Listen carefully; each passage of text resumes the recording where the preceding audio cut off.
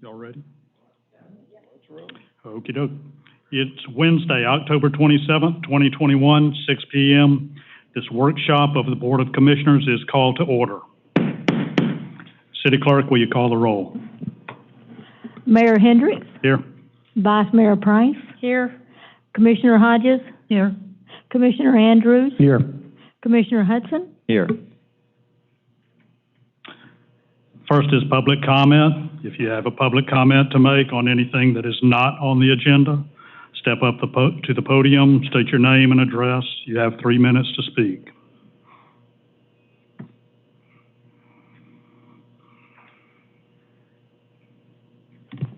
Good evening, Mayor and Commissioners. My name is Debbie Weinstein, 441 129th Avenue in Madeira Beach. I just wanted to give you a couple of my thoughts on the October 21st meeting. You voted unanimously to keep City Manager Bob Daniels on the payroll through November as you go through a second round of resumes and selection for a new city manager.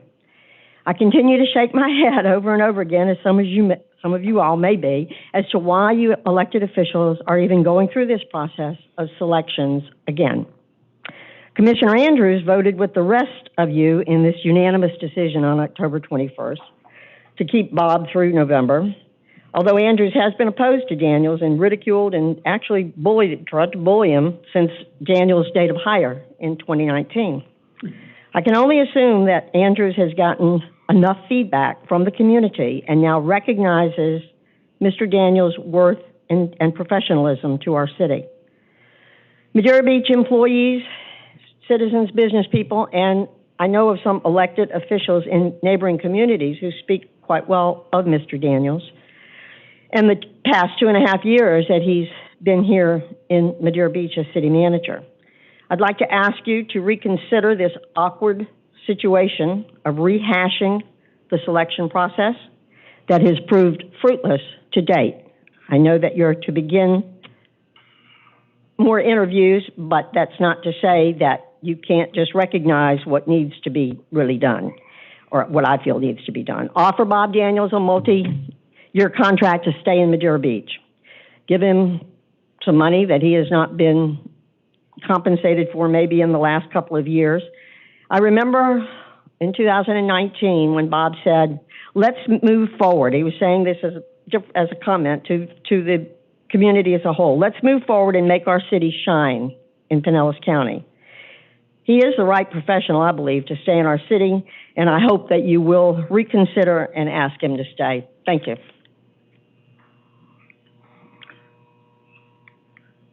Next is parking rate increase. We have a comparison here on what the increase we were talking about, going from $2.50 to $3 to generate revenue for the parking garage. It is my understanding that 50 cents will generate over $500,000 a year. So in the build out for the parking garage, that's it's going to go very far towards getting that done. So the floor is open for discussion. Mr. Mayor, I got a couple quick questions. Andrew, we're going to set up a separate fund for the 50 cents?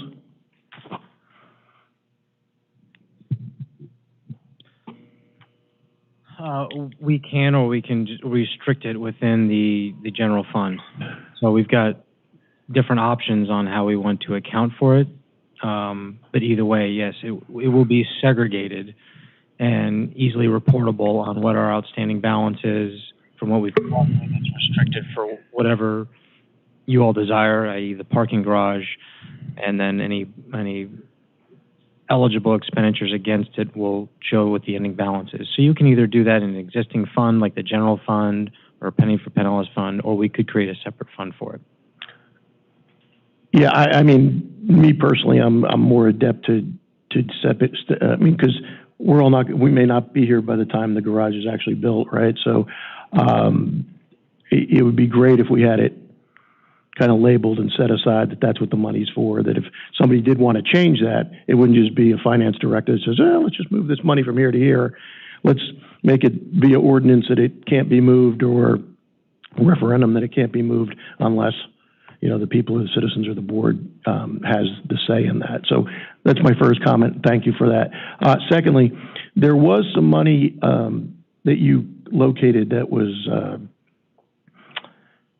targeted from a former increase for Johns Pass Village. Do you remember that?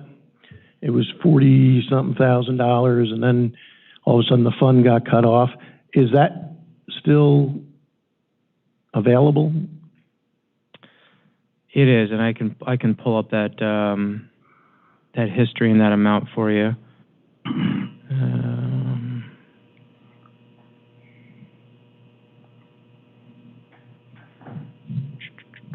If I may, while Andrew's doing that, I agree. I think we really need to segregate this money. So, you know, whether it's by a resolution, whatever is deemed appropriate from our council, but I think it's something that we need to make sure it lasts from term to term, or, you know, administration to administration, and that way we're sure that it gets done. And we're probably going to, if we're using that for bonding purposes for the garage or whatever, we're probably going to have some safeguards in it anyhow, so it just can't be moved with the stroke of a pen. Yeah, and to me, the beauty of this is, if it's $500,000 a year, that I know I saw that email too, which was really impressive, that 50 cents can mean that much. The other portion of this is once that garage is built, well, all $3 of it is going to be towards that. We should be able to pay this thing off literally in no time, and then it's just perpetual income for the city. So, I mean, I'm really glad we're getting to that point where that's going to happen. But go ahead, Andrew. I'm sorry to interrupt you. Sure. So to give you some historical perspective, Commission passed Resolution 2018-05. That was to increase the parking rate from $2 to $2.50 per hour, conservatively projected to generate about $413,000 in additional revenue.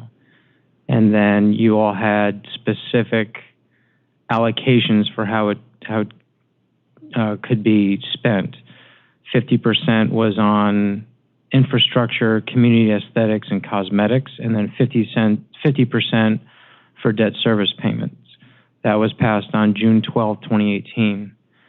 Subsequently, Commission passed Resolution 2019-10, which then, in essence, rescinded the 50% requirement for infrastructure, community aesthetics, cosmetics, and say it could be entirely allocated to debt service. So there was then a period from that, when that 2018-5 to 2019-10 was passed, and what we have committed in the general fund for capital projects remaining is then $55,941 as of September 30, 2020. So I'm pulling this from the audited financial statements.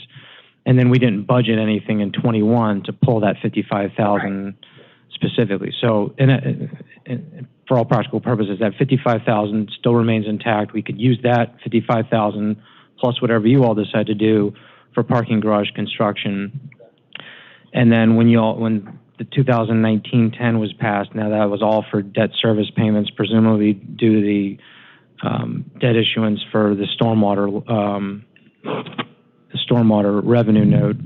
And so our ending balance, so we had inflows in 2020 of $338,822, debt service payments of $647,818 in 20. So our ending balance as of September 30, 2020, committed for debt service was $401,646. And so then that'll continually, for that 50 cents from the $2 to $2.50 will continue to be used. The inflows will be used for debt service payments that the general fund is making to assist the stormwater fund. That's the history. That's their history lesson. Thank you. Yeah, and we're spending, what is it, $200,000 this year on engineering for the garage? I believe that was what was budgeted. Yes, that's the budgeted amount. Okay, So can that come out of that 50,000 or so we've got there? Is that something we want to do, is use that money there? Absolutely, yeah. Yes, you have the, And that's a part of building the garage, so it will come out of that 50 cents, but I agree, we need to put it in a separate account so that we're sure that's where that money goes. just to make it official, we can just do a budget amendment that you all approve, because I think that 200,000 was budgeted in our infrastructure surtax fund, which is funded by penny for Pinellas money, but we can say, let's take that 55 from general fund and apply it to that $200,000. And we can certainly do that, and we can do a budget amendment to formally ratify it. Okay. Is there a mechanism where we can try to get this perpetuated so that that extra 50 cents goes into the parking fund until it's paid off? I mean, I don't know what powers we have to bind future commissions, but it seems like, I mean, that's how we sold it to the merchants at John's Pass, right? This increase in parking was, hey, we're going to use this for you guys, and we're going to help build this thing. I don't want to see what they perceived happened the first time, that it was taken away from them. So maybe that's a question for... You're saying when it was taken Ms. away Meyer. for debt service? Yeah, I mean... Yeah, I would like to see the 50 cents that we're talking about, not the 55,000. All right, that can already go into help fund the engineering and all this stuff. Right. But if we tonight, or whenever we ratify all this, decide we want to take our extra 50 cents and put it towards the payment of this parking garage, can we dictate that it goes to that Yes. until the garage is paid off? So you would do, the resolution could Right. include that language. That doesn't mean someone could not follow you and change the Right. The same thing could happen. I would Okay, all right. pass another resolution, and you can be very narrow. You know, before it was 50,000 for infrastructure, cosmetics, but you can be very narrow in your definition to say this is what it's used for, and then, you know, but then, of course, Well, we're at a going to have to later, pay for the thing anyway, so where At it a- comes from, I don't, but, okay. at a later date, yes, it could be undone or modified through a future resolution. Okay. So an ordinance wouldn't prevent that. It would be a different process, but someone could still come and change that, right? Ordinances aren't forever, so Right. you could still, if that was something that could be passed, and it was on the It'd books. have to be a doesn't stop charter the next amendment. person. That's harder, right? That makes it even harder. So I'm going overboard. I think the answer is yes. You can Yeah, you can okay. designate what you want it for, and that you want it to stay that way until X is paid off. But either way, it can be changed. Not if someone chose to. Right. Well, I would have a hard time thinking that someone would be opposed to us building a parking garage to alleviate a lot of the parking problems down there. So we just need to get it rolling. I would say let's look at doing that. And is everybody fine with the 50 cents? Is that something we want to go ahead and carry to the commission meeting? Mm-hmm. I am. Okay. So do we want that as early as the next regular meeting for a fee and collection? Because it has to go by ordinance since we'll be modifying our fee and collection manual. So the next possible meeting? Yes, because I'd like to see it get in place before the height of the tourist season, because that's who is going to be ultimately paying the bill for the garage. Okay. Okay, any other discussion? Public comment?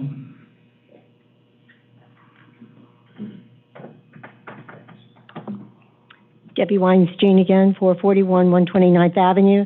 I think this city is way overdue in increasing the parking in the city. We've always been the leader in doing it, and Treasure Island and St. Pete Beach have always followed us and increased the parking. But I definitely think that there was that the 50 cents should be divided. 25 cents should go into the general fund for major city improvements to improve for all the citizens and the businesses and the tourism in Madeira Beach, and 25 cents should go into the funding for a garage. I think that we didn't maybe take, or maybe you did take consideration for the entire maintenance of the city. But I think that when you separate or when you create that 50 cents and have it only for the garage, that's not an appropriate thing to do for our city. Thank you. Thank you for your input. Anyone else? Okay, next is health insurance benefits and salary increase for commissioners. Mr. Laughlin?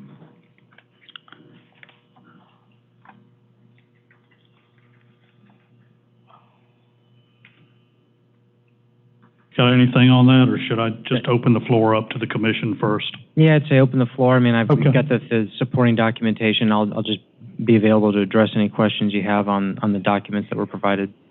Okay. Floor is open for discussion.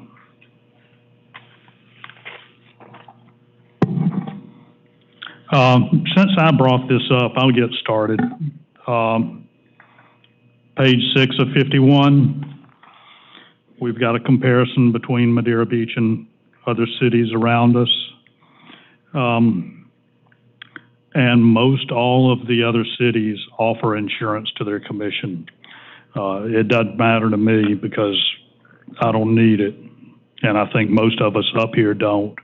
But if we're ever going to try to bring up the next generation to start getting involved in public service, I think that would be a good enticement myself. Not necessarily the salary, but the insurance itself is a big benefit. And I think, Commissioner Andrews, you're probably the only one that would benefit from this, Heck yeah. aren't you? But salary-wise, I would say we're pretty much in step with cities of our size. But I support insurance for the commission. I have a question. I heard that other cities that offer the health insurance benefits and so forth to the commission, they don't pay their commissioners. Like, so we get paid. And if we have these other benefits, that means they're going to eliminate our salary that we get every month. No. Well, that was the impression I got. Look at page 6. Have you looked at page 6? Yes. You'll see the salary and the population and whether or not they get insurance.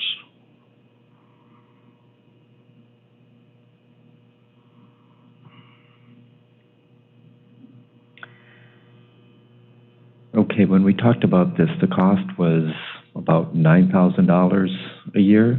10,350. Are we willing to go that far, or do we want to do a 50% towards it, or that's not enough of a carrot to get somebody to run? 12, 13, 14, 15, 16, 17.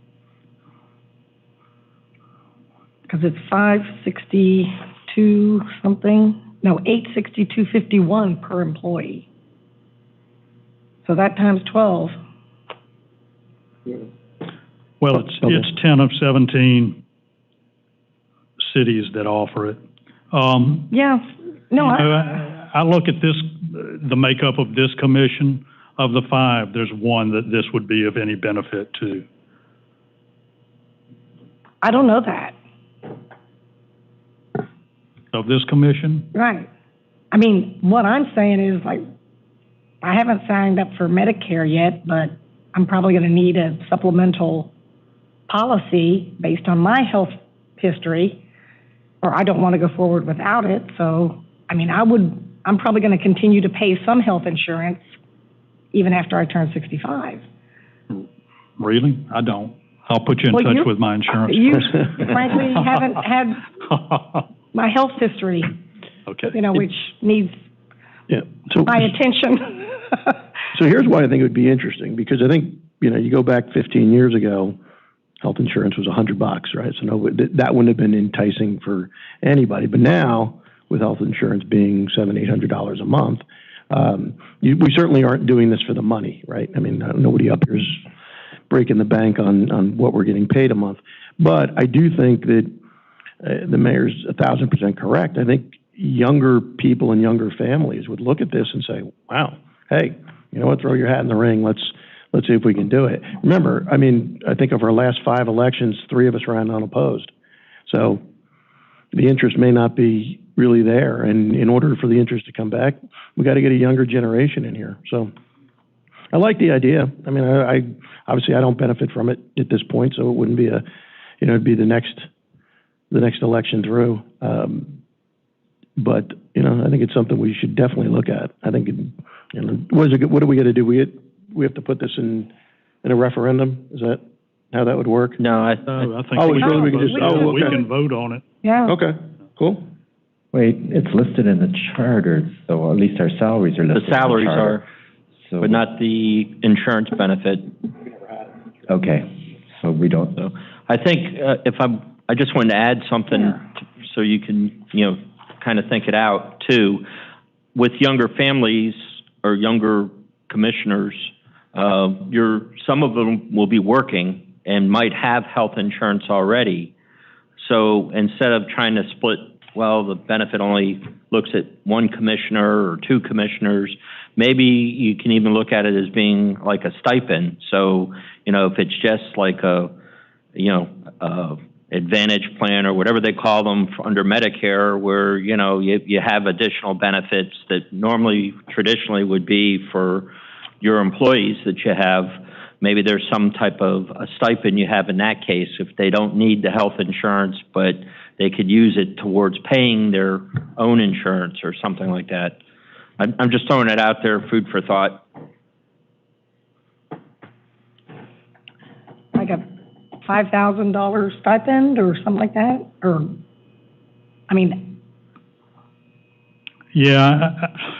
It just seems like a lot of money. I know. And to me, let's face it, that's basically a salary increase if you're doing it that way. Yeah. And when I look at what other cities are paying, I think it's...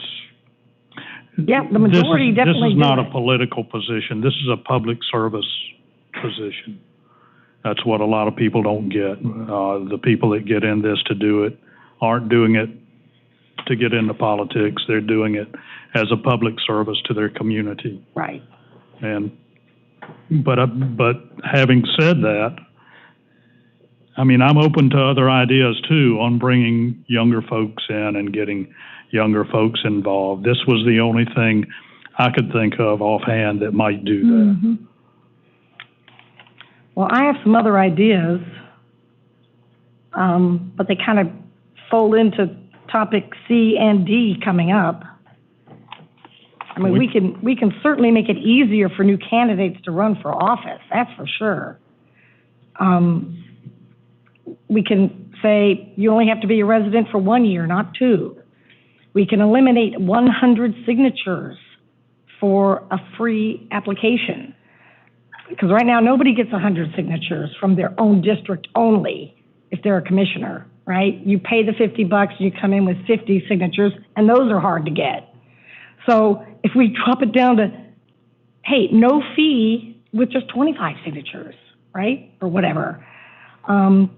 Eliminating the qualifying fee would be like one of the first things I would look at.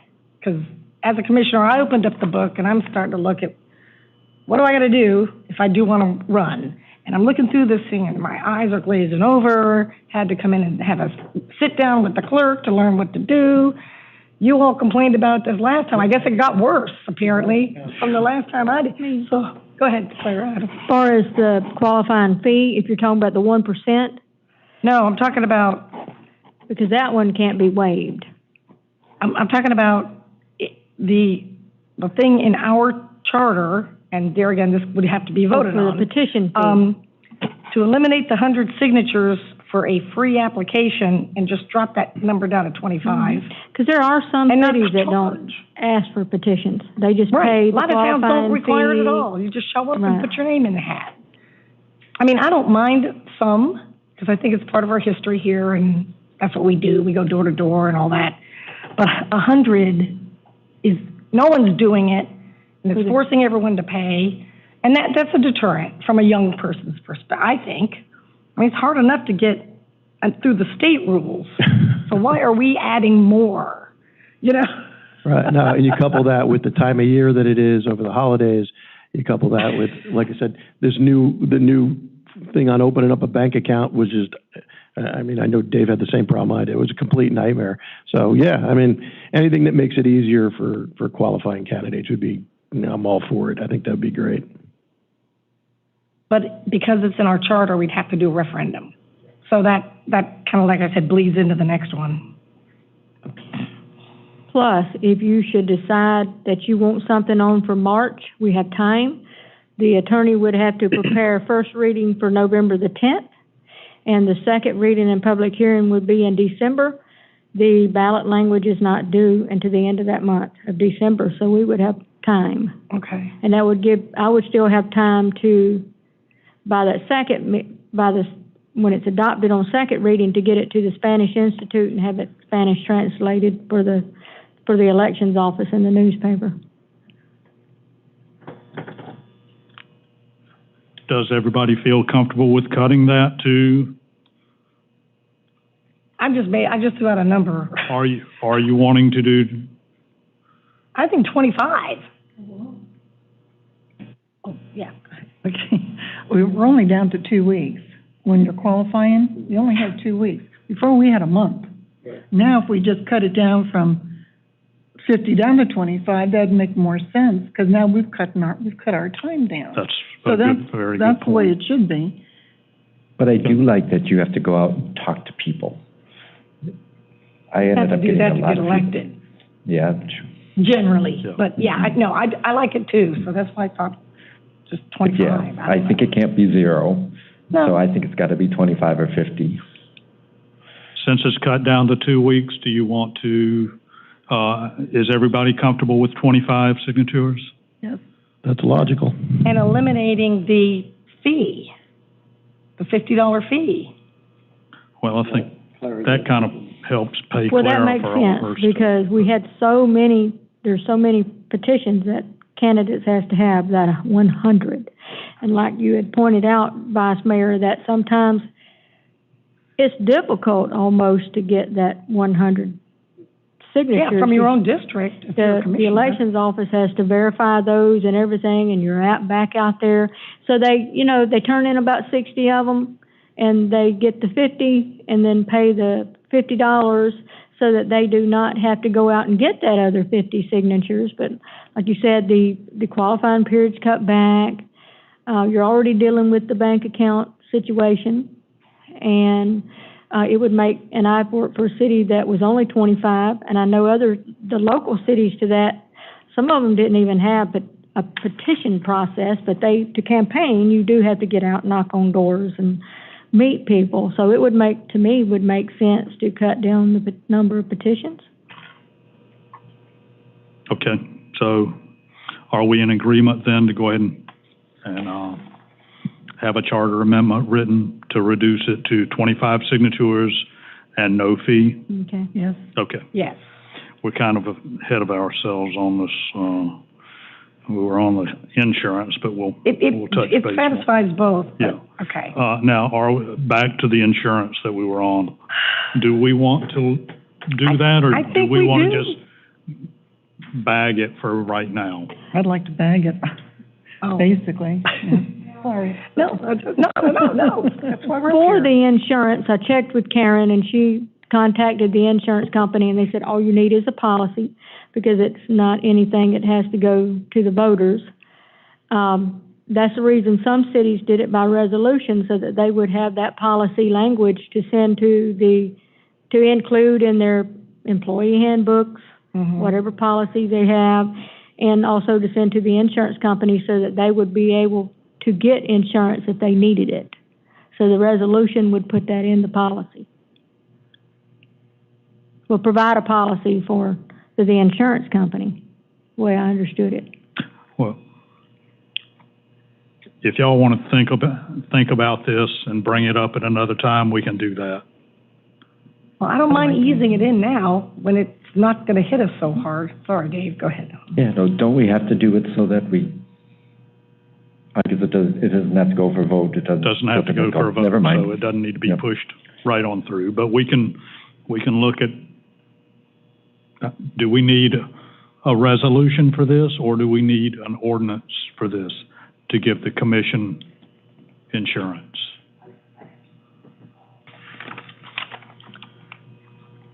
Your charter talks about your salaries, but not that I can find extra benefits or perks that you get. So I don't know that it needs to be either, as long as it's budgeted for. But we can clarify with Mr. Trask to make sure. Okay. My understanding is a policy can be drafted, and we can put a policy in front of you for adoption, if that needs to go through resolution or not. Maybe not, but what's needed by the insurers is just a internal policy. Okay.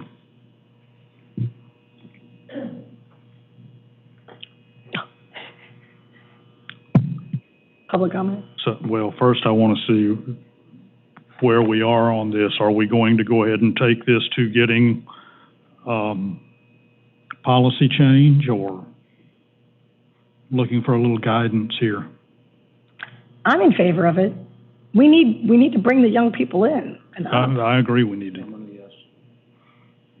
I understand what you're Hudson? saying, but my thought is that we get anyone up here, chances are they're gonna have insurance.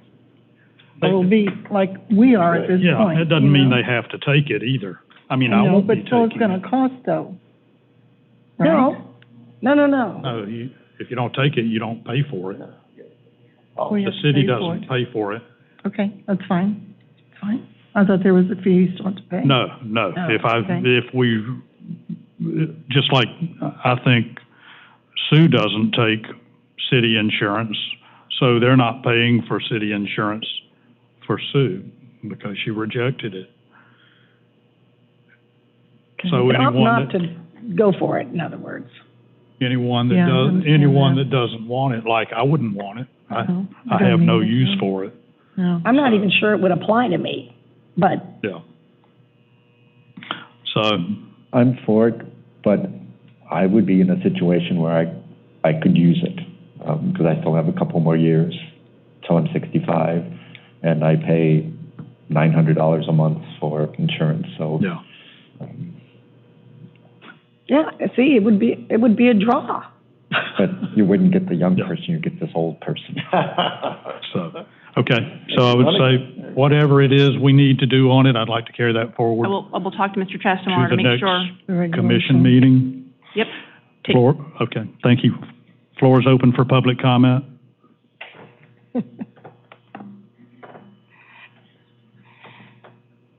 I actually didn't come here to even bring that up, but I have to, because my feeling is that public service is public service.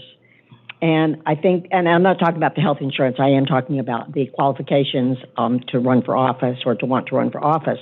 And I think that maybe I would really like the commission to consider retaining the 100 signatures, but making it citywide instead of district-wide. So if you're making a decision and you have to change or you have to do a referendum item only, if you would please consider that. And the reason I say that is, so many people run for office and they do not even know their constituents. And that would be very possible with a younger generation. I'm not saying it would happen, I'm just saying it could happen with anybody. Mm-hmm. And I would think that I think it's a responsibility of the proposed candidate to want to go out and learn their constituency and get that 100 signatures. They could still get 25 signatures from each district, okay, because it would be citywide. But I think it's very important to know our city, to know what the people think, and to know how they feel. And so I would ask you to just reconsider that in your discussion. Next is the charter amendment discussion, and we've covered part of that on the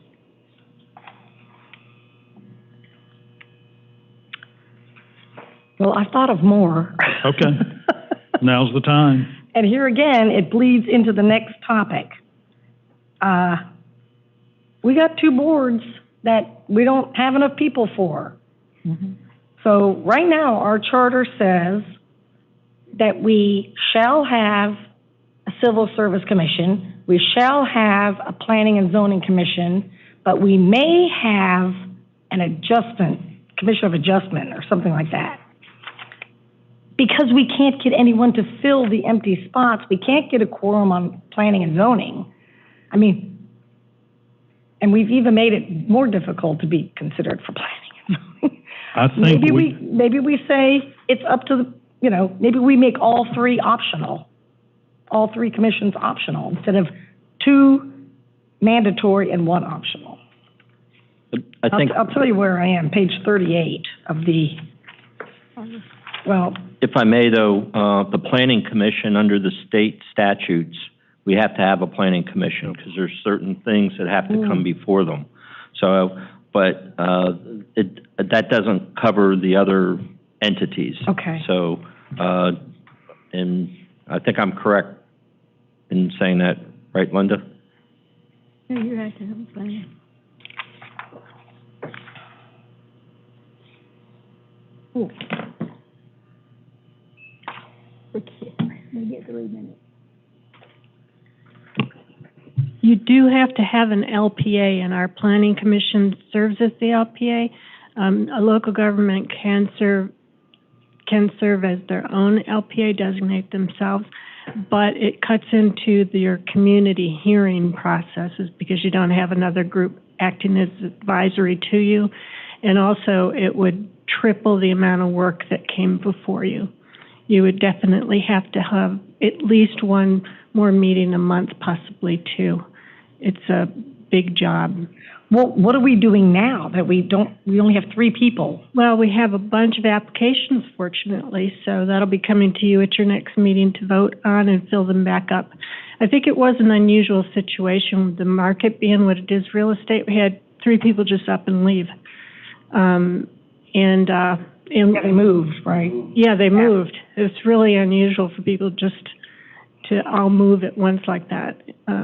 Some of that was in response to ETA and just not wanting to go through. So, you know, times change, but typically it's a lot more stable than that. And I was pleased, we did get a large number of applications finally. Okay, good. Because this is the second month we've talked about this. I was assuming we weren't getting any response at all.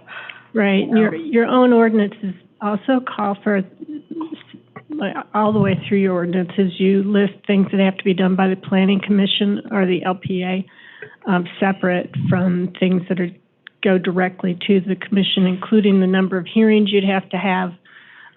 It would be a difficult thing.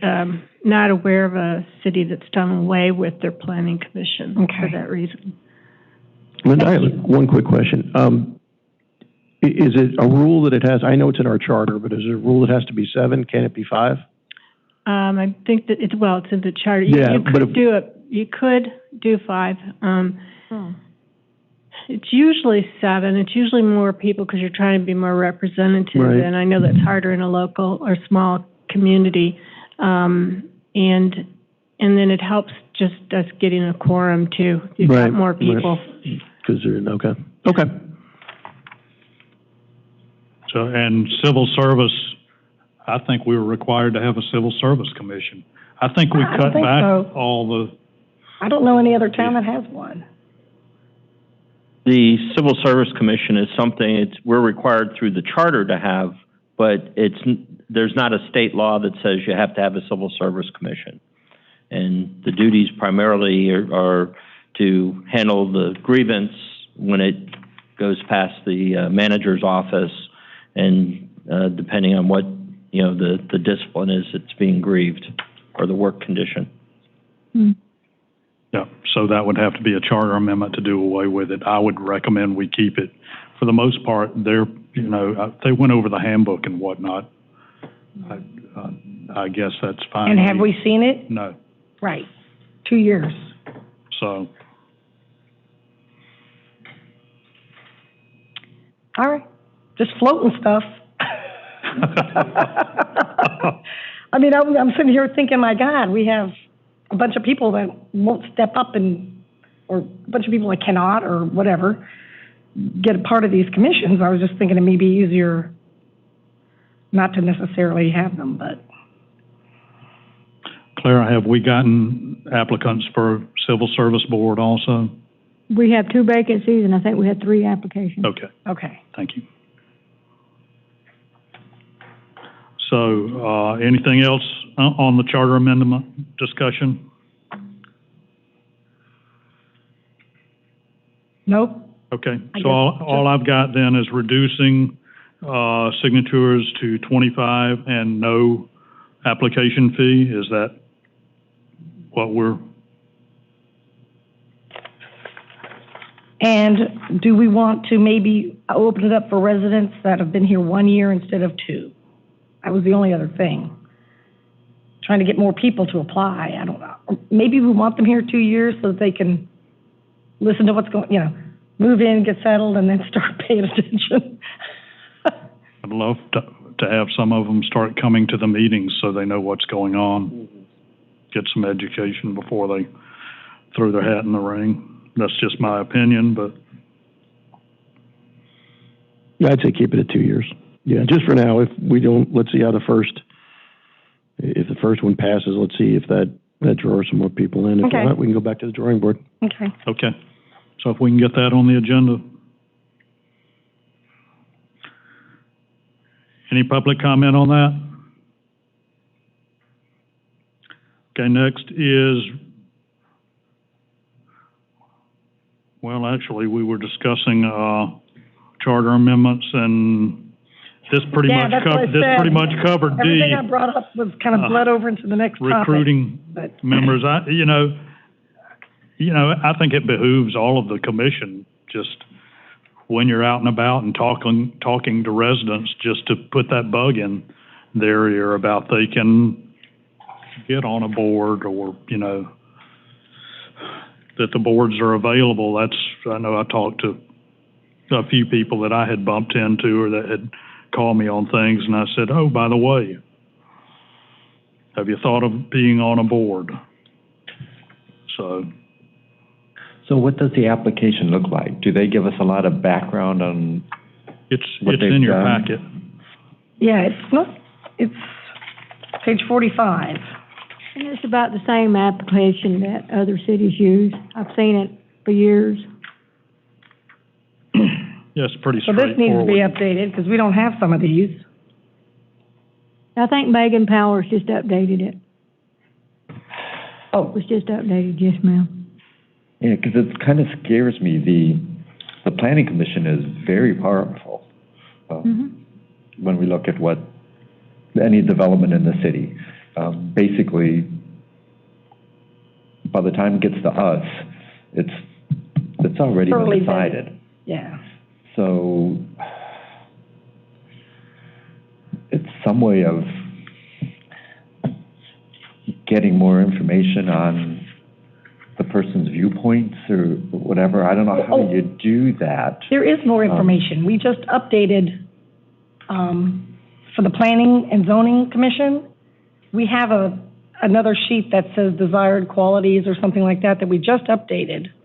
Right, but, okay, this is kind of a strange way of looking at it, but it's like you have people that are pro-development, people are against any type of development, or, and you want somebody's got a balance in between.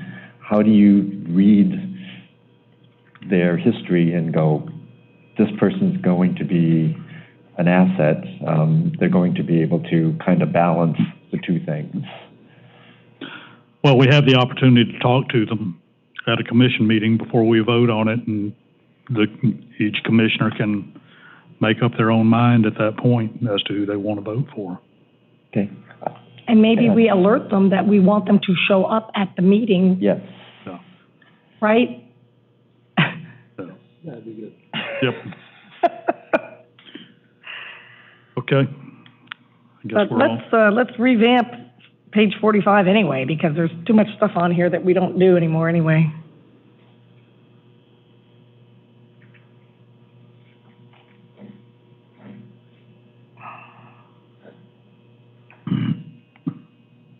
And we don't even have one of them on here. So we have the planning, the civil service, The Board of That's it. Adjustment, that's the one that's in our charter, that's optional. And we haven't had a Board of Adjustment in this town for quite a while. I believe the decision was made at some point in time, because it's optional, that they would go to the magistrate system. So Right. that's why we have language Right. in our But ordinances. it's interesting that Right. our application doesn't. Right. It has 4 committees that we don't even have on here. So maybe that's why people aren't joining. They don't know which one. I don't even know what. Well, it's the 3 that are on the left-hand side that are scratched. And the library. Yeah, the library board now. The library board we've got. Right. So we don't want people applying for that because we're now got it covered by Oh, a yeah, commissioner, I see right? what you're saying. Okay. Right, we advertise the vacancies, whichever board has the vacancy. Yeah. So it's, yeah. Let's just clean it up anyway. Okay. So I think take, it just got cleaned up. No, it needs to be done. So- I think it take, got cleaned up today. you're just saying take off charter review committee, budget review committee, bid review committee, because those were, And library board. And really, we did our own auditor selection. Remember that? yeah, right. So there's only 2 that need to be on there. Planning Commission, Civil Service Commission. Right. And if we ever go back to a Board of Adjustment, we can add that in. Or the next commission or Right. whatever. Because another commission could come along and say, hey, look, this magistrate situation's not working out. Let's bring it back in-house. And they could certainly vote to do that. You know, and I think they can pretty much describe what they've done on what we've got. I don't think we need a drastic thing on there, but I don't know why race needs to be on there at all. That's a requirement. There's a report that I have to do annually. An applicant is not required to complete that. If they do not, I have to mark unknown. So, but it is there, but they're not forced to fill it out. It's an option to them. Okay. That answered that. Well, then we have the wrong paragraph above it that says is required, underlined and in bold. That should be ascertained after they get on board, right? After they're hired, so to speak. Then we find out what their gender is and what their race is and say, do you mind giving this information to me because I'm supposed to report it? Right. But I say, let's take out that whole top part. I don't like that at all in any application. The top part of page 46. We just get that In information. compliance with section 760.80. Right. Let me look. Claire, does that have to be in there? Let me see. That little square? No, No, in above the compliance with square. section 760.80, Florida statute, the very top I'll paragraph. check with, the city attorney on that and see Okay. what he says. I Yeah. guarantee you it That's does something not. that he would need to opine on. In fact, I think that See, Probably it something we should says, take out is required an to hour. report annually. To report, I have to report annually, and I do. But I think it's for the appointments, not the application.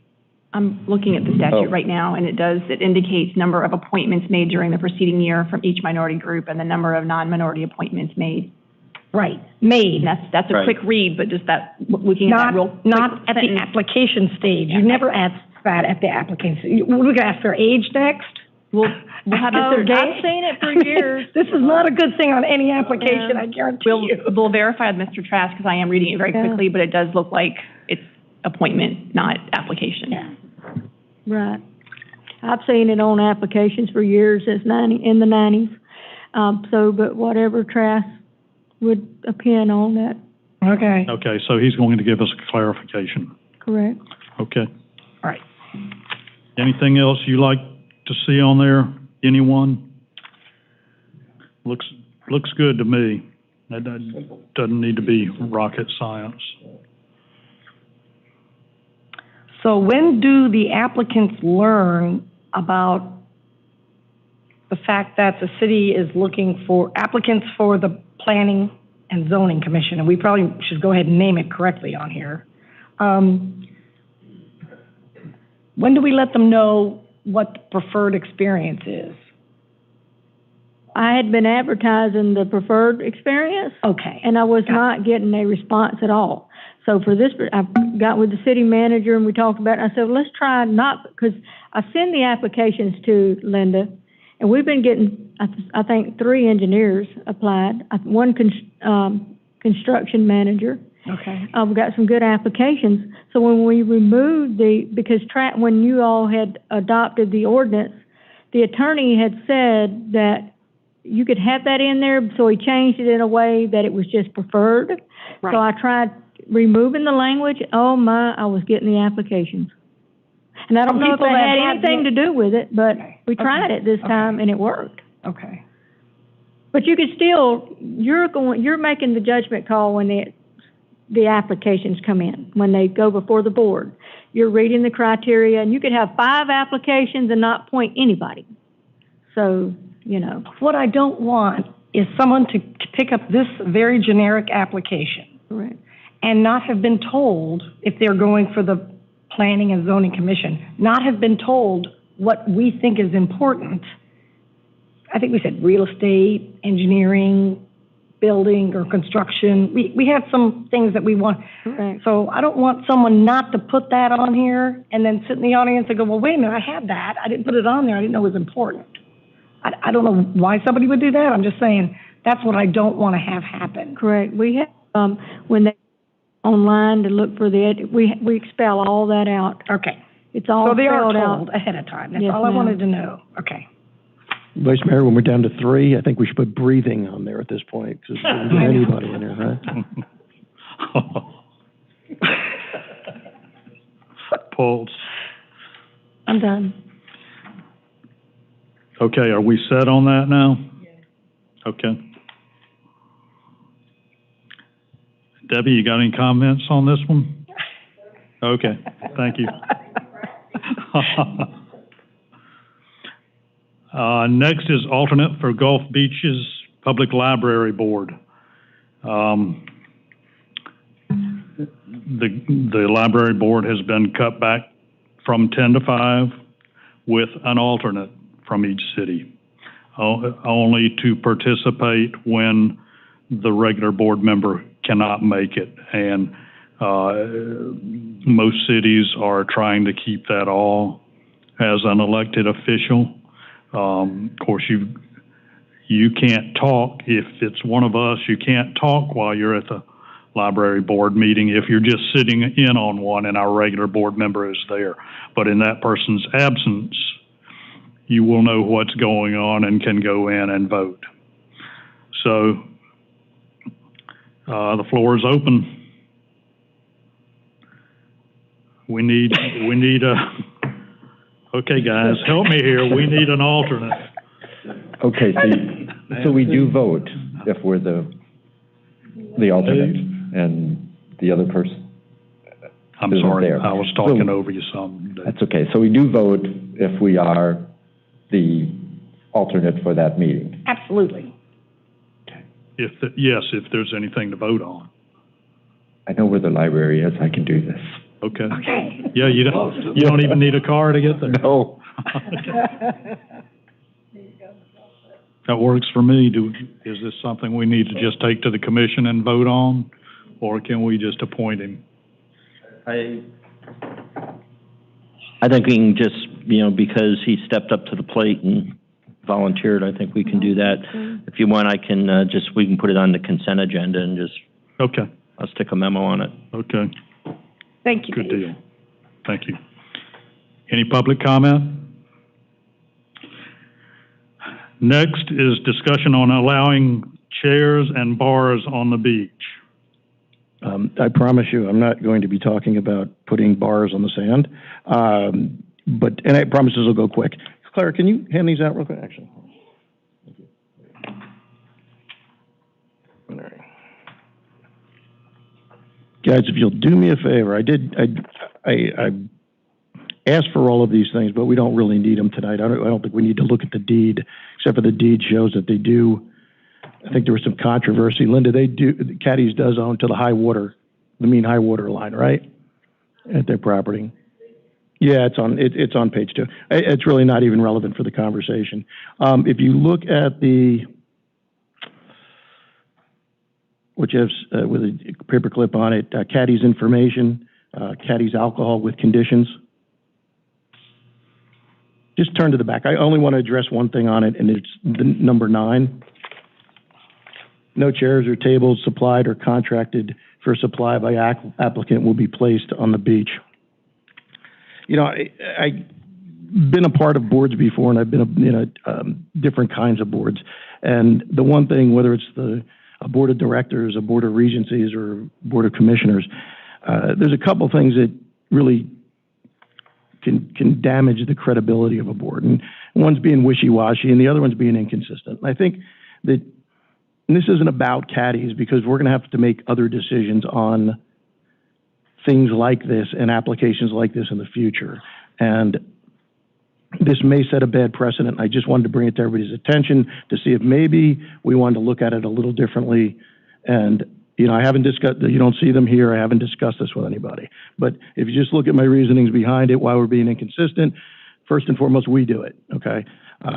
We have the Snack Shack, we have saltwater destinations. You can go there, you can purchase a bucket of beer, you can purchase a sandwich in a container, and you can walk out and go sit on chairs that we make money off of based on a rent, okay? Number 2, we allow every other beachfront property owner to either rent, contract, or put chairs out.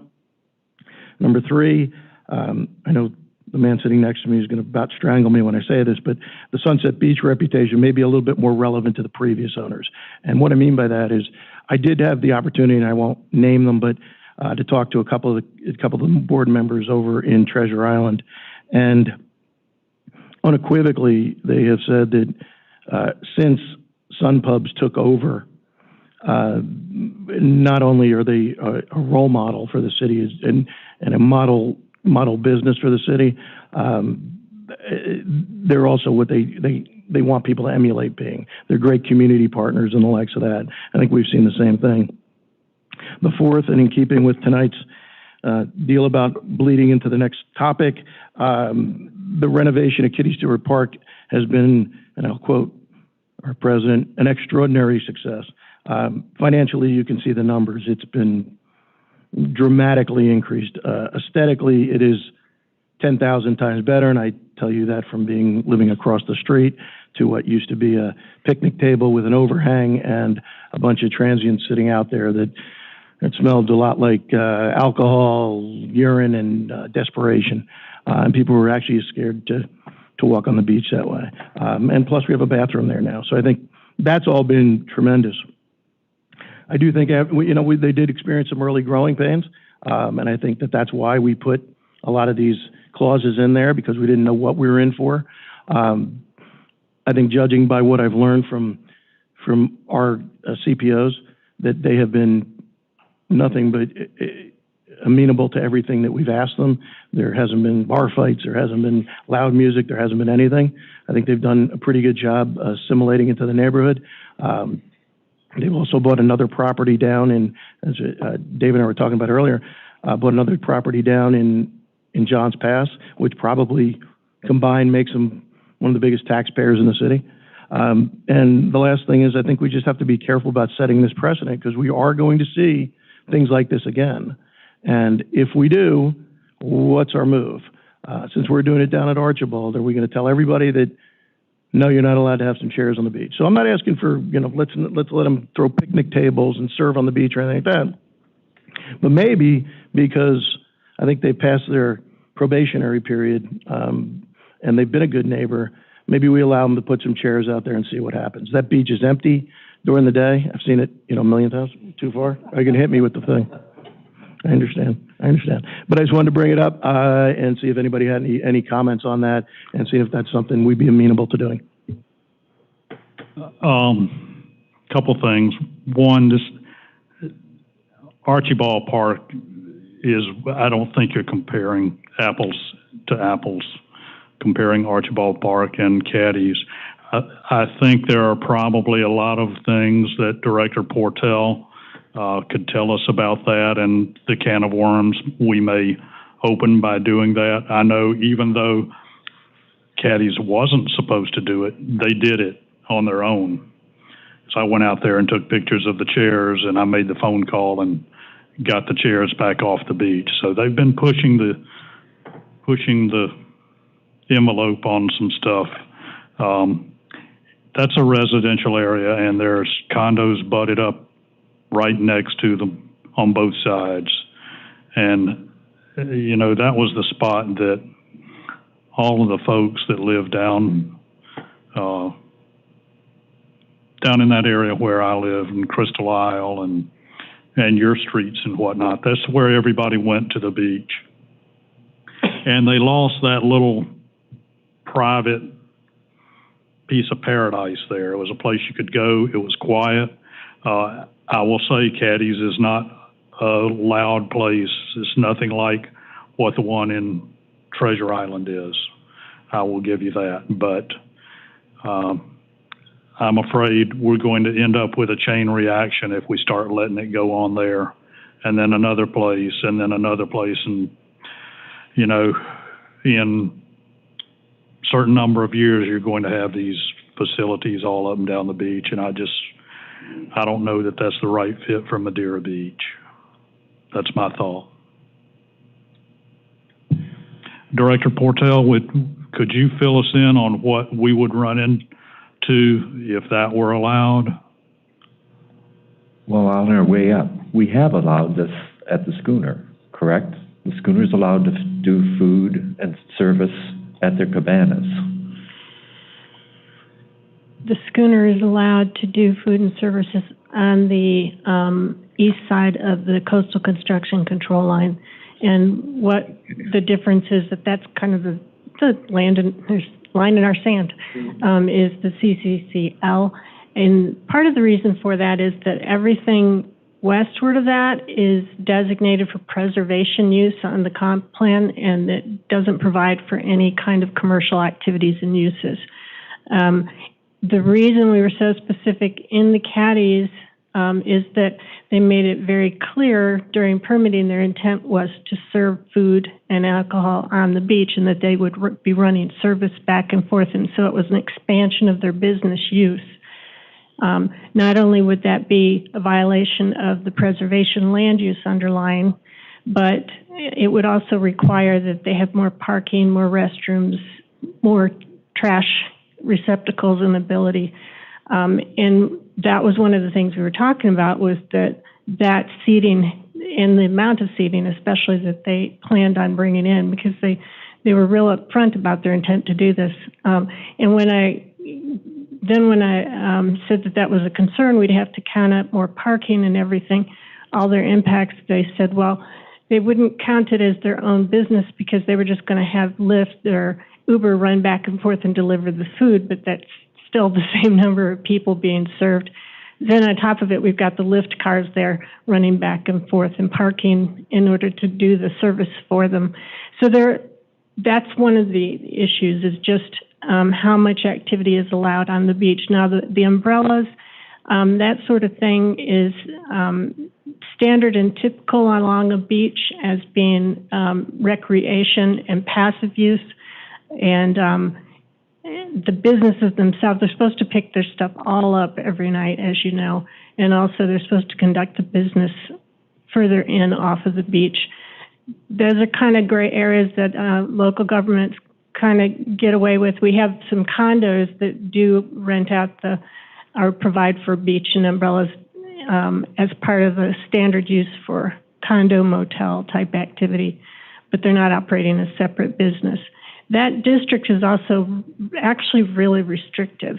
The district itself, the R3, allows only restaurants in combination with residences, typically. And the land use itself calls for that as well. So it's supposed to be a lower key activity that mostly is serving whatever residents are on site. we do have the schooner. One of the reasons that people were so up in arms and so careful about all the language that went into regulating the schooner was they were concerned that the same issue would come up as had been discussed with the caddies. We weren't even here for all of that because, you know, some of the caddies was issues were addressed in public hearings back in 2013 when the development agreement was first signed. So the schooner actually has a lot of regulations in their PD and in their development agreement that keeps them from operating out on the beach in that way as well.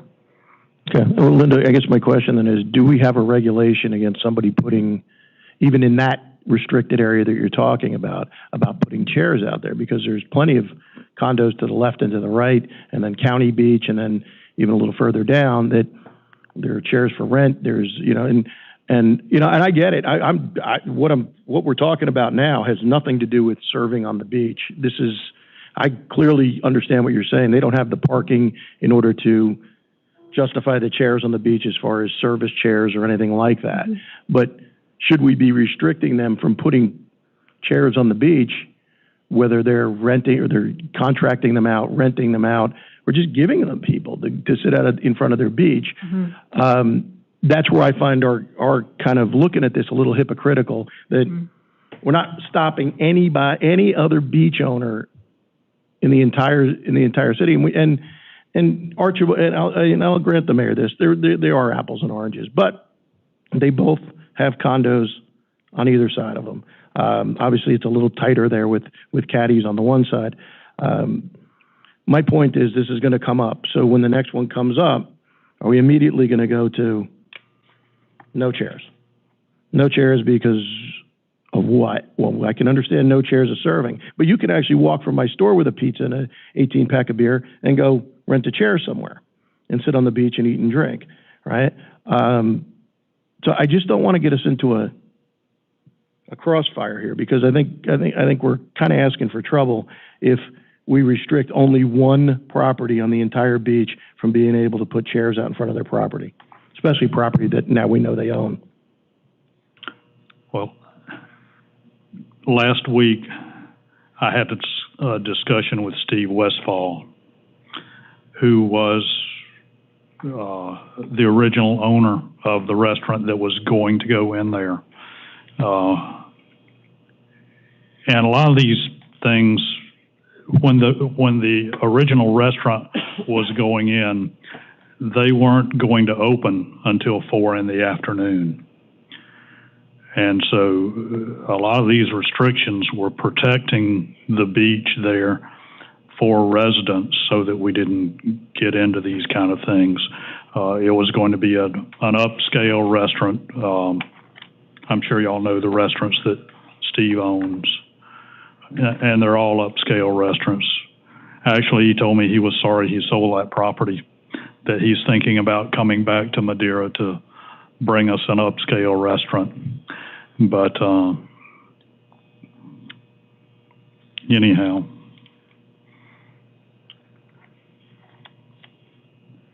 I just don't know that that's something we want to continue to do up and down the beach. That's just my thoughts on it. I mean, well, again, so my question then is, what do we do with the next one? Are we going to? Is it the same deal? Because people are buying properties with the intent on doing certain things with them based on where they're zoned. If we're going to take this away from a person that wants to open up a bar or open up a hotel with a bar on the bottom or anything like that meets code, that meets everything else, should we be restricting individual properties from being able to do what every individual property up and down the beach can do? That's what I'm saying. And look, I know Steve too, and I know this is a different opportunity, but I mean, we are where we are now. I don't think even bringing that up is even relevant at this point. We got to go from where we're at. So what I think we need to make clear to everybody is are these the new rules? Is this what everybody wants to stick by? Or did we over-govern here a little bit? Okay? That's the only thing I'm asking. Well, I'm under the impression that, at least when we were talking about saltwater destination, and I did all sorts of research on, and we looked at where the chairs were, where they weren't, blah, blah, blah. that there's a premise that Madeira Beach did not want to be lined up with rental chairs or chairs down its whole beach, that we wanted to be a more open beach. We wanted to be a beach where you could go and take your blanket and lay it out and have lots of space to do that, number one. Number two, they made a deal. You know, we gave them a requirement. I don't want to see us set a precedent where the Board of Commissioners starts wiping off conditions after the fact and frankly undermining our permitting department or whoever does this sort of thing. I think if that's there's going to be different conditions for different areas. And if you agree to that condition, which they obviously did, then you live with it.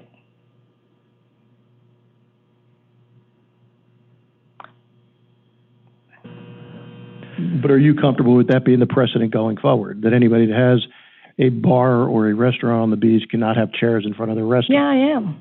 You're comfortable with that? Yeah. Okay, but everybody else can have them? We don't have that much space for bars and restaurants on our beach. That's Maybe irrelevant. We do have some open lots. That's irrelevant though.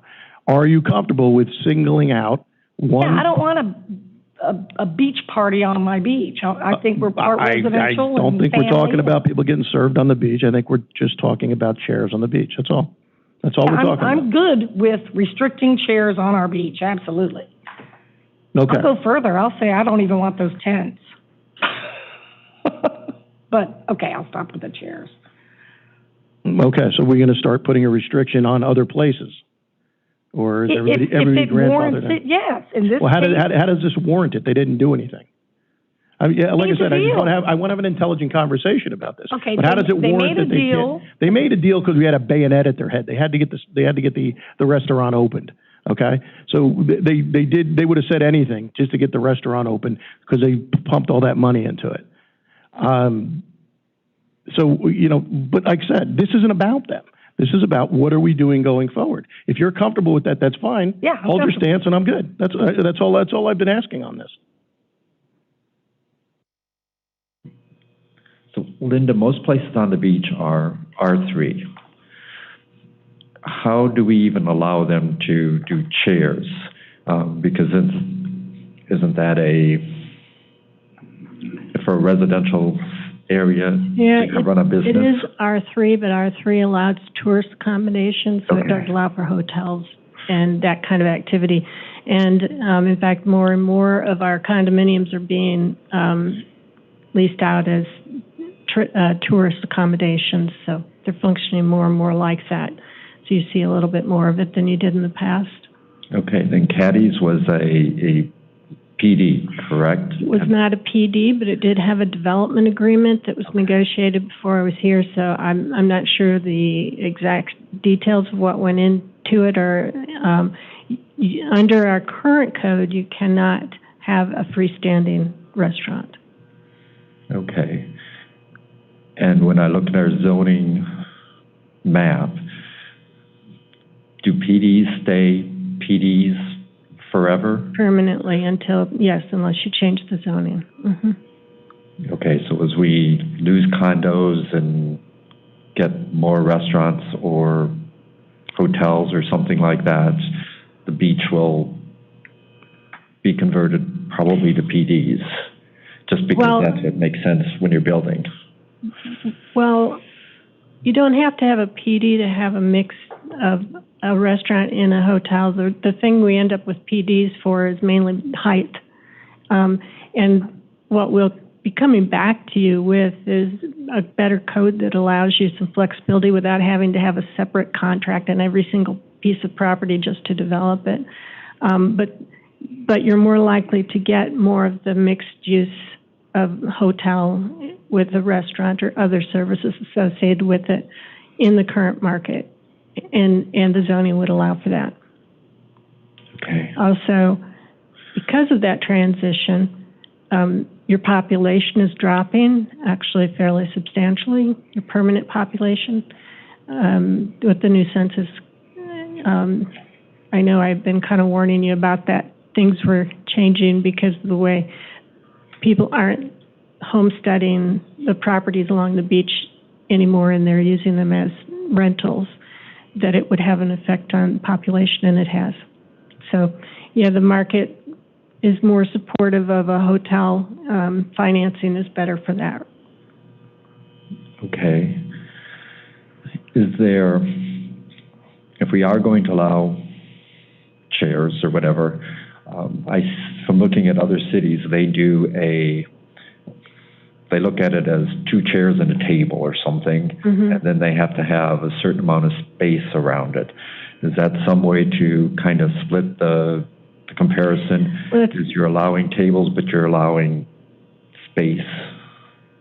You would have to have a specific code to do that.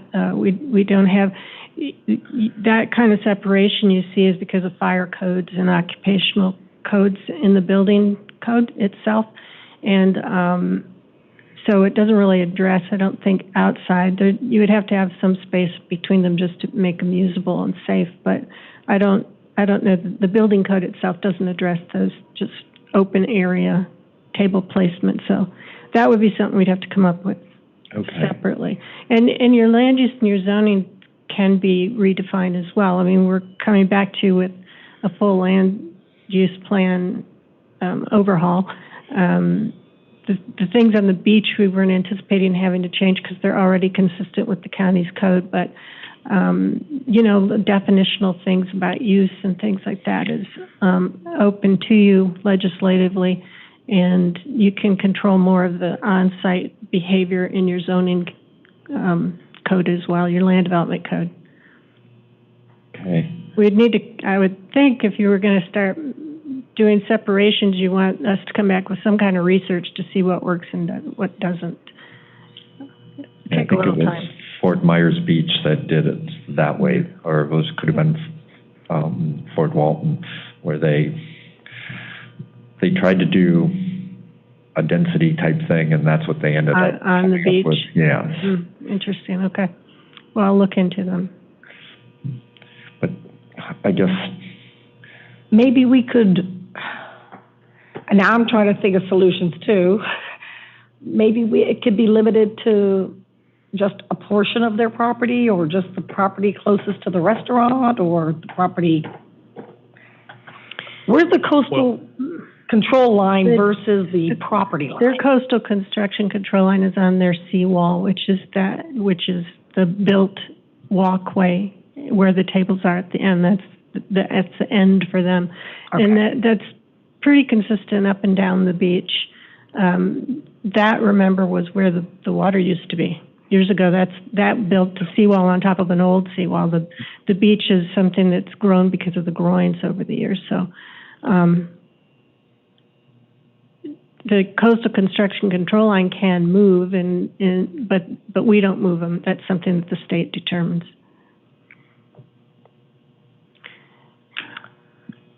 I worry about keeping the beach for our residents too.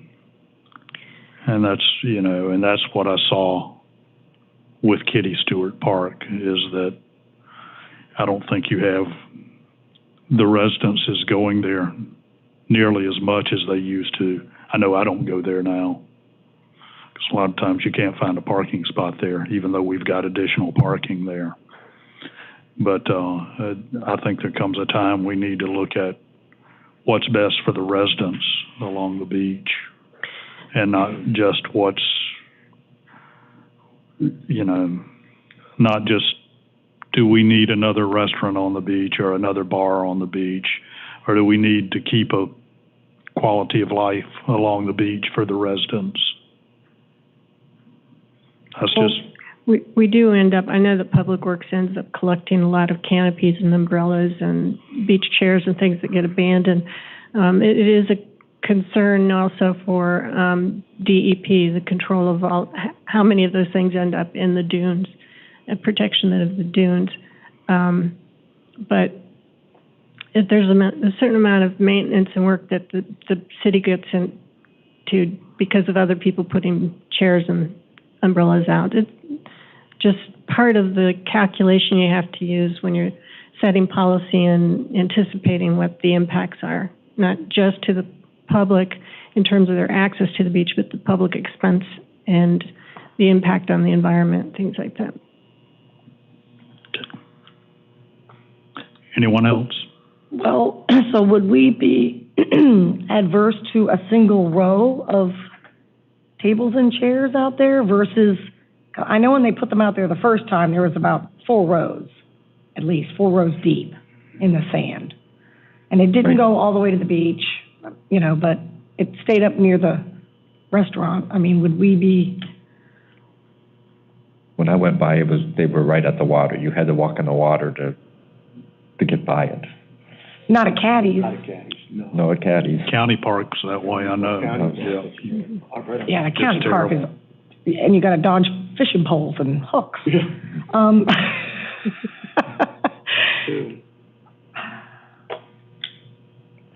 Yeah, Well- technically, the park's not the county's. The parking lot is the county's. They don't own the beach. Their property line doesn't go to the water. Well, isn't there someone there renting out? Yes, But we're not getting the money from that no, because the county put them there? yes. Mhm. So do we want to kick a county off our pay? I know it's something the city manager's been talking to them about for, Yeah, okay. for some time. Yes, it's it's effectively an Well, off-site, that's going on the next agenda? an off-site, business. Yeah, Okay. please talk to the manager. All right. I mean, maybe that works with the trading, that with the Coast Guard auxiliary, the foundation building or something like that, where we can take that as control and let them continue on the beach, put chairs or something. I think you were gonna try to look at that. I don't know if we ever did that or not, so that we control that building or that land, or own that land, I guess. I guess I'm afraid of multiple areas where there's chairs all the way to the beach, Mhm. right? We already know we have a couple that we apparently can't do anything about. So do we want to add another one, or do we take the position that, look, right next door is Kitty Stewart Park, and that's a pretty wide park. I've never seen that packed. That's next to the Right. Caddy Beach. So, I don't know. Just trying to split the baby here and give everyone a chance to. Yeah. Are there some other restaurants that are talking about coming along the beach? Oh, for me? Oh, I have no idea. Linda would probably know more about that kind of stuff than I do. I just was wondering if it had come up in discussion. No. I mean, just even if you take the schooner, for example, I mean, they are going to be looking to do something along the lines of that with having chairs on the beach, and I know that they wanted to do, they're going to have chairs on the beach, right? Well, they're a hotel. Right, yeah. Yeah. Right. So, and they're going to have a bar downstairs too, though, right? No, they have a bar. The bar's upstairs, okay. See, that's where we kind of run into the other thing too, is we allow alcohol on our beach. So somebody can walk to Archibald with an 18-pack of beer and go sit down too. So, I agree. I mean, I hate excluding somebody from being able to do something that everybody else can do without a better reason. That we're afraid that something's going to happen, or this could happen, or that it's decreasing the residents' enjoyment. John, I go to that beach every day. I've gone there. I'm on that beach probably for the last 10 years. Residents really didn't go to Kitty Stewart all that much. There were 5 parking spots there, and you could tell by the numbers that, I mean, there were 3 of them full at any particular time. I see a lot of people walking up there. Right. And I would, and I live far enough back, I couldn't walk. And it's a much better beach now. I mean, it's a much cleaner area. It's more spread out. It's more wide open, and it's got a bathroom. So I think it's more enjoyable for our residents to go out there now. And don't get me wrong. There's a group of guys that are there every day, and they gave me 10 months ago. I was getting billy clubbed. I wouldn't even go walk on the beach there. I'd walk down and then walk on because it was getting bad. Now they're perfectly fine. They're like, you know what? It's not nearly as bad as we thought it was going to be. Well,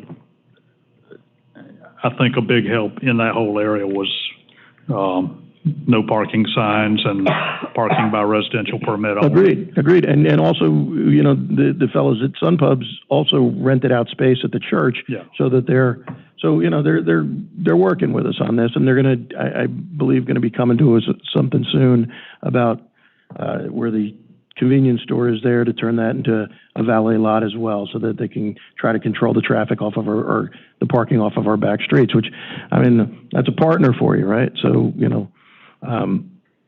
that's all I really got to say on the matter. I'd like to be able to put it to vote, next meeting if we get enough people that are willing to at least listen to it again, so, thanks. Okay. Would there but in order for that to happen, there would require caddies to fill out another alcohol application? Is that what I understand? Because right now... Oh, I don't know. I mean, that's what the memo says.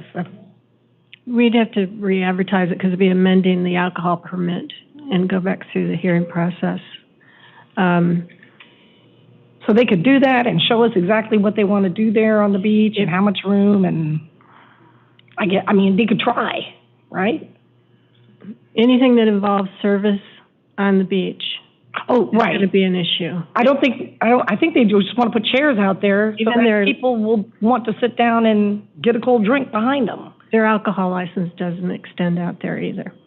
So they would be violating their own license, the state's license. But that's if they took the drink out there. Yes. But if I took my own drink out there, yes, that wouldn't, right? Right. And so if all their clientele is walking up and ordering at the bar all their food and all it, and they're hauling it all out themselves because the tables are available, you're having the same impact of another restaurant seated area without any of the regulations and the provision of service. Oh. So okay. That was the issue, is that they were coming up with different ways to figure out how they could just put the seats out there and would still be supplying food and drink out into the area without having maybe to initially any of the they would want to do that, but I think now they're just saying, let us put some chairs and umbrellas out there. Is that right, Doug? I'll be honest, I really haven't even spoken to them in depthly about it. I think that what I saw the last time is that's all they had one guy out there just leading people out to chairs. He was cleaning them, doing the whole deal, kind of like they did it at Sunset Beach. But I don't think anybody was using the bar as I think a lot, now they're having kind of somebody play some music, during the day.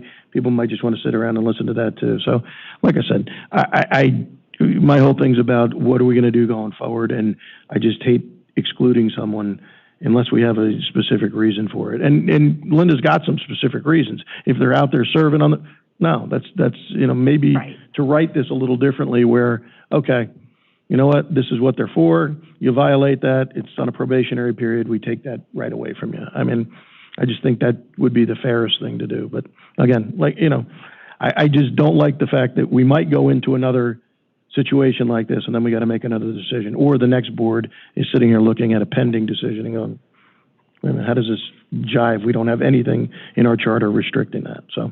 Right. Okay. That affects their parking also, though, you said. Mm-hmm. So. Yeah, if they serve out there, only if they serve out there does it affect their parking.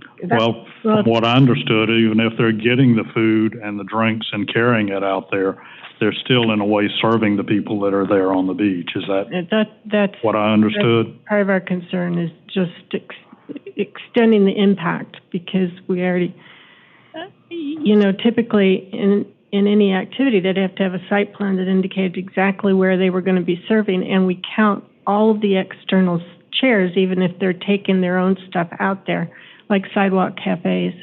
People can put chairs and tables out in front, but we've got to count that as their impact on their restrooms and their parking, and debris containment, things like that. So providing people with an extra place to sit and eat and drink is still going to have the same impact. It's just like the picnic tables that are on the sidewalk over at Brass Captain. Yes. And the barbecue restaurant. They're counted as seats Those all have for to the be restaurant. Included in the site plan, yes. I don't want your job. What a tricky thing that is. I mean, no, because you're at a bar and you walk outside, which outside on the beach is a wet zone, so that makes zero sense at all. It's an outdoor bar and you have a drink in your hand. Where would you get arrested, right? Like walking onto is the fault line? Is that a no drink zone, or is that where does that stop? Actually, right? Because we allow alcohol on the beach here, people would be able to walk away from the bar there and take drinks with them. They'll be going out to their own space, and it's the assumption that their parking is separate, not necessarily there just for the restaurant. So we would technically have the same problem at Archibald at the Snack Shack, because people do this all the time. Right. They grab a bucket of beer, they walk on the beach. Right. So yeah, I mean, it's a tricky one, no question about it. Thanks, Linda. But the Snack Shack has part of the beach as on the west side of their line, and Caddy's does not. Caddy's has, their line is basically right against the wall. Right against the wall. So we are being consistent there. And yeah, we have to watch the Snack Shack too. They wander off into the dunes with their flags and signs sometimes, and we have to reel them back in. But I mean, living on the north end, I like that kind of north of Archibald, we don't have all the chairs and things on the beach. And, you know, when we go on the beach, a lot of times we go north and walk through Reddington, just because it's open and it feels like you're not infringing on other people's space and things like that. So I think I'm okay with leaving it the way it is. But yes, making a rule that says this is whatever the rules are maybe makes sense. And there are a couple other things like the lanterns that people light and have fly away. Are we allowed to restrict those? Yeah, no fires, right? Isn't that one of our rules? No glass, no dogs, no fires, no parking. Huh? No, you don't need all that to have fun. Just not with fire. The fact that we don't have the no alcohol, it makes it fun. Yeah, I think there's an open flame restriction you're referring to, but any kind of lighting on the beach, at least a good portion of the year, is restricted by the turtle season and the overlay that we have on the beach. Okay, so I should have called the police when I saw people doing this on our beach. They were at Archibald. There was a group of about 30 people, and they were all setting off lanterns. Tiki torch things, or no, those things that go in the air. That's a really environmental problem because they land in the water, and they're a problem for sea life. Commissioner, just don't walk out there on 4th of July without a helmet. I know. Yeah.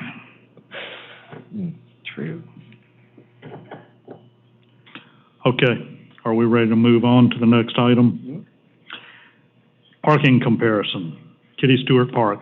And by the way, that definitely is Kitty Stewart Park. I know what it says on the deed, but that's always just been Kitty Stewart Park. I remember when it first went in up there. You do too, don't you? I do. It was Kitty Stewart Park. It was Kitty Stewart. Yes. Okay. Yep. I know revenue-wise, Kitty Stewart Park is doing great.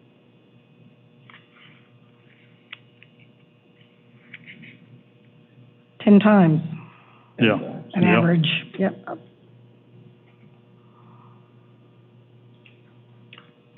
That's amazing. I guess the valet guys are feeding the meters. And the city manager and Sue both said that they haven't recently been getting complaints from residents that there isn't parking available, or so. Kind of brought this up just because we made a change, and we should look at some of the times when we make changes, look and say, did it work or did it not work, or what problems have we caused? And this one looks like it's pretty much all good. Well, and I think a lot of that's probably because a lot of the newness of caddies wore off, and I don't think they've got the business that they did when they first opened. Because I know I went just to see what it was like a few times, and I still go, but It's seasonal. I mean, you'll see, trust me, during spring break, it'll be crowded again. But I mean, most of the spots are usually filled, and I know the residents have the spots in front of my house, and there's 5 spots there that are residents only. So if they can't get onto that part, then they go over there. So, and there's, like I said, this time of year, you'd expect to be a few openings here and there, but for the most part, that lot is banging. yeah. I always park in front of your house. It's just blow the horn. I know he's sleeping during the day, so. It's time to be. Okay. Yeah. Mayor, I have one other thing I just wanted to go over with the commission while we're here, if I may. The November 10th meeting actually, the workshop meeting for November is only a week after our November 10th meeting. And usually at the November 10th meeting, we discuss the agenda for the workshop. Well, it doesn't give us a lot of time to really put items together and do whatever research or paperwork we need to do to get the agenda out and so forth. So I was kind of suggesting, I know Linda has a presentation that she wants to give to the commission, and looking at the activity center and the comp plan information, land use that they've been working on Johns Pass area. And so I've kind of put that already on the agenda for it, but I kind of wanted to ask you all if you know of something in particular that you have to have on that agenda, or even the December agenda, because we're going to have the same thing with only a week to get it together, sufficiently for y'all. If you can let me know even before the meeting of the 10th, and that way we can try to get it prepared ahead of time, because I really, once we finish on the 10th, the 11th, I'd really like to get that agenda out and back in your hands if we can. So I'll leave it up to y'all. I think we're really getting caught up. So basically what you're saying is you've got, Linda, you've got a presentation for the 10th? 17th, at the workshop. Okay. I don't know of anything else that needs to go on there. Yeah, I do have a suggestion. Why don't we, since they are back to back like that, and I can see the problem for staff, why don't we just have one meeting? Let's knock off December's workshop and knock off November's workshop and do one workshop on the first week of December, like December 1st. And we can come up with the ideas at our regular meeting on November 10th, give everybody plenty of time, get through the holidays, and December 1st, we have one workshop and knock the one on the 15th out, because we're not going to be able to, by the time we get to the 8th, unless we have to call a special meeting or something like that, that's kind of silly. Let's combine the two into one and just do it the first week of December. Does that work for you, Linda? I'm available. Yeah, that's fine with me. Something, and it's not on here, but real quick, we're having interviews on the 3rd and the 4th. Yes. So we're going to need to get back together. Right. After that, for a special meeting, we need to know how many were, of that 7, or that, was it 6 or 7? 7. 7. That we need to trim that down and look at if they're out of town. Well, they're all out of town, bringing them in for final interviews, and so that we can make up our mind on that. So we need to get a schedule for getting that process done. I had just a suggestion, being that the interviews is the 3rd and the 4th. I had tentatively put that next phase on the 10th agenda, because the agenda's due that week. Okay. And then at that meeting, pick the next phase. Oh, yeah, we do have a regular meeting that week. On November 10th? Yes, sir. And just do it under old business, Okay. because that's Does that work for continuing everyone? business. Yeah. Okay. All right, good. And just one other announcement I have on the 10th, because I really wasn't planning on still being here, the extra 30 days that you all granted me. But I will be attending by Zoom because I'm going to be out of town with non-refundable tickets. So, if you all will indulge me to that extent, but I will be here on Zoom. Okay, that's fine. Bob, did you talk with Tom? Will he be able to get them up on these screens, the Zoom? Yes, Oh, okay, good, great. I believe we've got that worked out. You'll be bigger than life then. Lucky you. I do have something that was brought to my attention that I was going to put on the agenda if anyone wants to hear it now. Might as well. Sure. Okay. Designating Johns Pass Village as a wet zone, especially in light of all the little parties going on down there and whatnot, or open container kind of a thing. That was a suggestion by somebody, and I told him I'd bring it up for discussion. Do you want that on the workshop? Yeah, on the workshop. First? Yeah, on December 1st, right, our Okay. next workshop. Okay, Okay. all right. Will be, December 1st. So I got it? Anyone else have anything? Okay, with that, this meeting is adjourned at 7:41.